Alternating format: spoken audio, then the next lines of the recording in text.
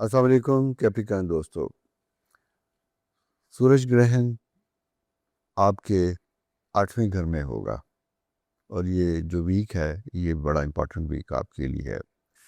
اس میں joint business جہاں مشترکہ مالی مفادات ہوتے ہیں یہ تھوڑا سا توجہ طلب ہوں گے۔ لائبلٹیز اگر ایسی ہیں تو پے آف کرنے کا پریشر آتا ہوا دکھائی دیتا ہے۔ وراثت، ٹیکس اور دوسرے ایسے معاملات جو اس سے پہلے کبھی نہیں تھے وہ سر اٹھا سکتے ہیں۔ جذباتی طور پہ میں یہ دیکھتا ہوں تو اس میں آپ کی ایموشنل لائف میں، ذاتی زندگی میں میجر چینجز، تبدیلیاں آتی ہوئی دکھائی دیتی ہیں۔ کوئی مالی ذمہ داری جسے ہم کہتے ہیں وہ سٹرونگ ہوتی ہوئی دکھائی دیتی ہے، اور کوئی مالی رسپانسبلٹی ایسی بھی ہے جو آپ کے اوپر تھی وہ ختم ہوتی ہوئی بھی دکھائی دیتی ہے۔ اسی طرح نئی بزنس کی آپشن، شراکت داری کی آپشنز وہ موجود ہوتی ہوئی دکھائی دیتی ہے۔ پارٹنرشپ میں اگر آپ دیکھیں گے تو شاید کچھ ایسے معاملات پارٹنرز کی طرف سے مالی سلسلے میں آپ کے سامنے آئیں جو آپ کو تھوڑا سا جس سے کہتے ہیں مایوس یا تھوڑا سا ڈسٹرب کر سکتے ہیں۔ اس طرح کی کیفیت ذرا سی آپ کے ریلیشن شپ کو افیکٹ کر سکتی ہے۔ مریخ 7ویں گھر میں جب آتا ہے تو یہ یہاں پہ ہائپر ایکٹیویٹی کریٹ کرتا ہے 7ویں گھر کے تمام تعلقات کے ساتھ، اور 7th ہاؤس میں جیسے ہم دیکھتے ہیں تو یہ آپ کا spouse, partner, life partner, fiance, آپ کی وائف، اسی طرح آپ کے بزنس پارٹنرز، یہ سارے رشتے جو ہیں وہ بڑے امپورٹنٹ ہوتے ہیں، اور اس میں اختلاف رائے، چھوٹی چھوٹی چیزیں بڑی دکھائی دینے لگتی ہیں۔ معمولی بات آپ یا آپ کے متعلقہ پارٹنرز اس چیز کو آپ کے لیے مسائل کا سبب بھی بنا سکتے ہیں۔ غیر ضروری بحث مباحثہ چیزیں پرولانگ ہوتی ہوئی دکھائی دیتی ہیں جو پیس آف مائنڈ کو افیکٹ کرتی ہوئی دکھائی دیتی ہیں۔ آپ کے لیے یہی کوشش یہ ہوگی کہ اگر ایسی کوئی کیفیت پیدا ہوتی ہے تو آپ نے سننا زیادہ ہے، بولنا کم ہے، ریئیکشن آپ کا کم سے کم ہونا چاہیے۔ قانونی یا ازواجی مسئلے کو غصے کی بجائے بڑے آرام سے ڈسکشن کے ساتھ بات چیت کے ذریعے طے کرنے کی کوشش کیجیے گا۔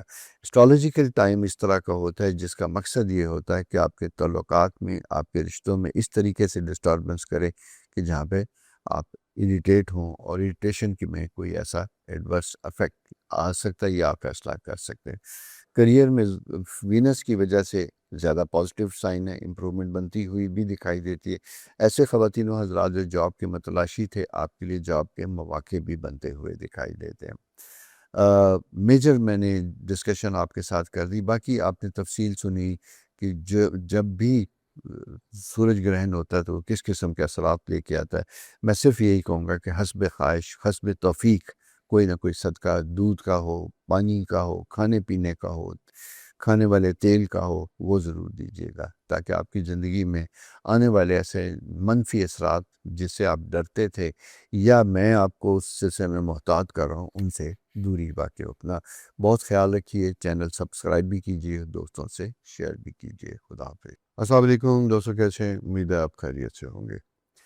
10 اگست سے 16 اگست تک کا ویکلی ہاروسکوپ آپ کی خدمت میں حاضر ہے، لیکن میں تھوڑی سی اس میں تمام ہاروسکوپ میں ایک چیز آئیڈینٹیکل ہوگی، بڑی اہم ہوگی، کیونکہ 10 اگست سے 16 اگست تک کے درمیان 12 اگست کو سورج گرہن یعنی برج اسد میں 20 ڈگری پہ مکمل ہوگا اور نیا چاند بھی طلوع ہوگا۔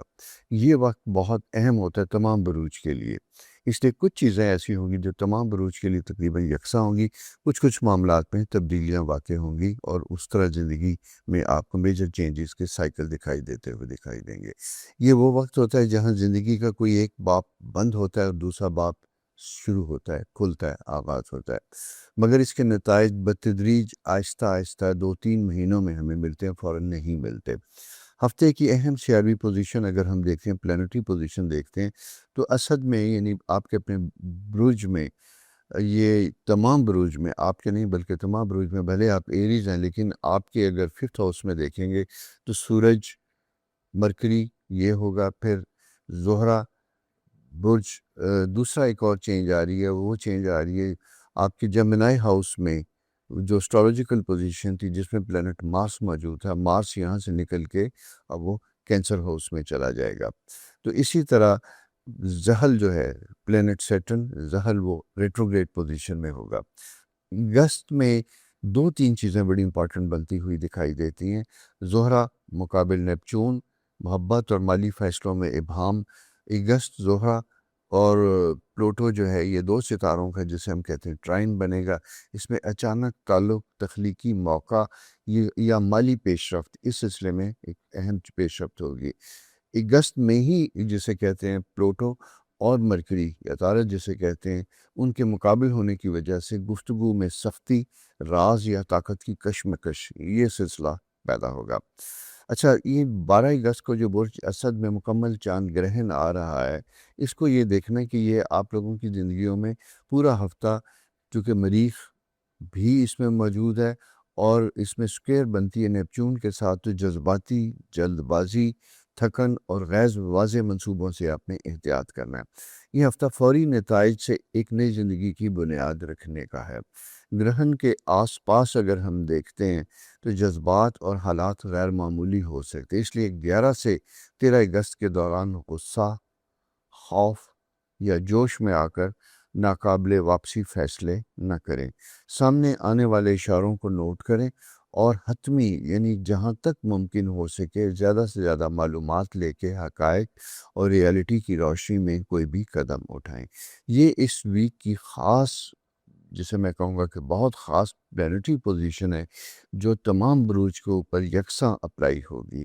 باقی الگ الگ پوزیشنز اپنے طور پہ ہر ستارے میں معمولی تھوڑی بہت رد و بدل ہوگا، لیکن جنرلی اگر میں دیکھتا ہوں تو یہ ویک تقریباً 12 کے 12 بروج کے لیے خاص اینگل رکھتا ہے، اور وہ رکھتا ہے سورج گرہن کی وجہ سے۔ اور یہ یاد رکھیے گا کہ یہ جو سورج گرہن ہے یہ 2026 کا آخری سورج گرہن ہے، اس کے بعد سورج گرہن نہیں ہوگا۔ تو یوں دوستو، یہ ایک بڑا امپورٹنٹ سا پیریڈ ہے جو میں نے کہا کہ آپ کے ساتھ شیئر کروں، اور اسی کی روشنی میں آپ اپنے سارے پلان بنائیے گا۔